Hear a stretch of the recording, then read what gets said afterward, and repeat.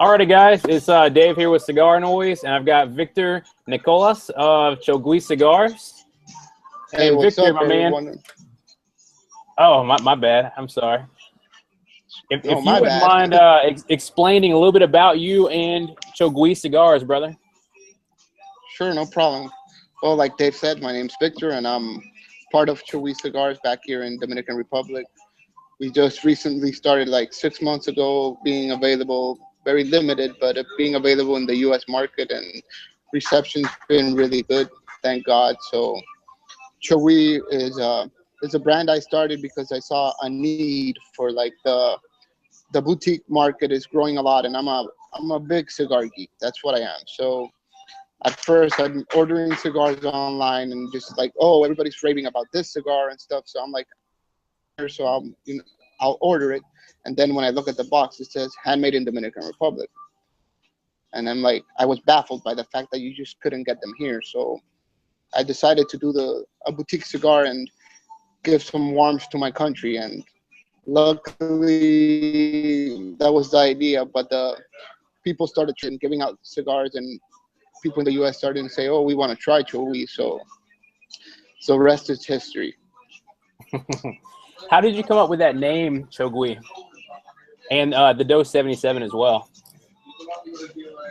Chogui's a bird, which he sings like, it sounds like that. Makes a chirping sound like Chogui, Chogui. So it's actually South American, but there's an Indian legend, Native Americans or South Native American, and I don't know what we call them Indians over here. And the legend was about a little kid that used to go up into trees and contemplate nature, and they said he talked with animals. His mother used to tell him that don't go up the tree, you're gonna fall. So one day he's up in the trees, his mother's back in the village. He sees that his mother's coming back, and he rushes down, but he falls. And the legend says that the moment he died, a Chogui bird, his soul went into the bird. So he didn't die. He just, I guess, a mystic Indian thing. So he ended up, he would go every day as a bird singing the good morning to his mother and just eating oranges. So that legend became a folklore song, and that folklore song just it's been big. We have a Spanish guy, Julio Iglesias, has his own cover of the song. So my dad used to put the merengue version on the way to school, and it's a happy memory. I remember asking my dad, "What the hell's a Chogui?" That's when he explained it to me. So it's a happy memory I've had of my whole family together, my dad, my mom, and my three sisters, just going to school. So when I was looking into the factory, the blending and stuff, that song just came into my mind and just couldn't get it out of my mind. And so you said, you know what, I'm going with it, Chogui Cigars. And everybody's like, oh, but no, and it's not something that is easy to explain to the English. And I'm like, you know what, it doesn't matter. That's what I like, and that's what I'm going with. And I think that's part of what makes it fun. Yeah, that nostalgia. How about the bands? I mean, you guys have some of the most expressive bands in the industry from what I've seen recently coming out. I mean, it's beautiful. It's got that edge to it. How did that come about? Well, the first cigar I did was it was called Primera Edición, and it was a limited cigar because it used a leftover, very good wrapper, but it was leftover from a big factory.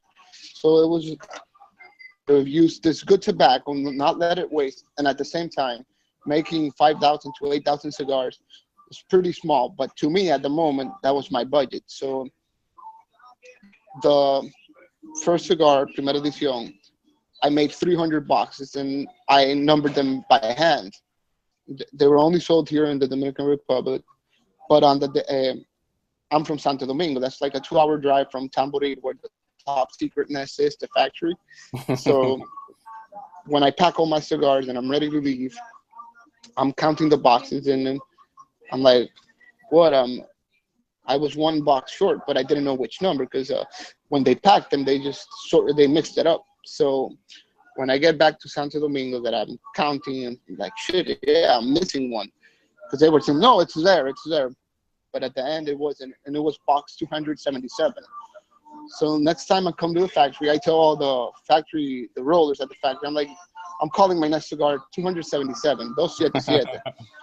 And they were just laughing. They're like, oh, this guy's crazy. Because everybody's used to putting the Black Label, Reserva, whatever. I'm like, you know what? No good cigar should be forgotten. So that's where the 277 came from. Hell yeah, man. Yeah, and the advertising, my best friend, he owns a advertising firm, so he's a cigar smoker too. So he's been calling him. It's like he's part of the brand, you know. So I'm like, let's do something that is different, because when I got into cigars, I always thought you had to be a 9 to 5 guy, wear a suit to enjoy cigars. So when I'm picking up on the culture and everything, and I say, this is the BOTL, it's just magnificent. It doesn't matter what race you are, what age, as long as you have cigars in common. When you go into a shop or a lounge, everybody's the same. It doesn't matter if you're smoking a very expensive cigar or I'm smoking a cheap one. We're all enjoying the same thing. So the idea behind the brand is that when you look at it, it relaxes you. You don't feel like it's pretentious. You know, it's different, but at the same time, fun. Yeah, and I feel that. What about the reverse side of the band, Fear the Fucking Bird? How'd that come into play? Well, that's if you look at the label, even though it has a little bit of black or anything, it's a fun thing. It's happy, you know, that I'm happy doing cigars. So that's what I want to express. But at the same time, I had a couple of issues which there's pretty much non-disclosure right now, where I can't say what happened, but let's just say the big guys in the industry, they try to cut the bird's path a little short. So, so it was a message to the bigger guys, you know what? No matter what, fear the fucking bird. And my best friend told me, he does the designs, when he learned about the things they were doing, I mean, pretty bad faith things and bad intent. So he got more pissed off than I did, because I said, you know what, if I'm making 8,000 cigars and it's bothering people that make around 5 million a year, I must be doing something right. That was my reaction, because I try to be positive in everything I do. But he got pissed, and then he did the art where he inverted the letters, where Chogui is in red and the bird is blue. He inverted and made the bird red like war, and he put the fear the fucking bird. That shit just took. Everybody loved it. Yeah, no doubt. It's you see it and you're just like, fuck yeah, like you just get excited. You know, you want to smoke another one. So you guys happen to have the perfect emoji. And I've been thinking about this, like, for people that are putting out a cigar in the future, how crucial is it to you on Instagram to have that little bird emoji? You know, I hijacked that emoji. I'm like, you know what? It's not even the Chogui colored, but I'm hijacking it. I want everybody to, when everybody looks at it, I want them to think about Chogui. That's why every time I do a comment or anything, I handle the Instagram. So I'm always putting it there, and it just, to me, it's kind of funny. You know, it's part. That's the Chogui emoji now. I don't know where it was, you know, or what it was in the beginning, but now it's Chogui all the way. That's the idea. So it's working. Oh, it definitely is. For the people that have not experienced your cigar yet, how would you describe the 277 and the new Lonsdale? The 277 is actually, it's a very unique smoke in the Robusto format or in the Lonsdale, because we use, they're all Cuban seed tobacco, but grown in the DR. But we use pure, you can say pure grade Corojo, like original Corojo seed. So it's a very, that adds up with the Habano 2020, which is a very, only one guy here grows that tobacco. So it's two unique tobaccos there, and since a lot of the things we hear about nowadays, that they say it has Corojo, it might have a Corojo 2006 or 2009. It doesn't have the yield rate.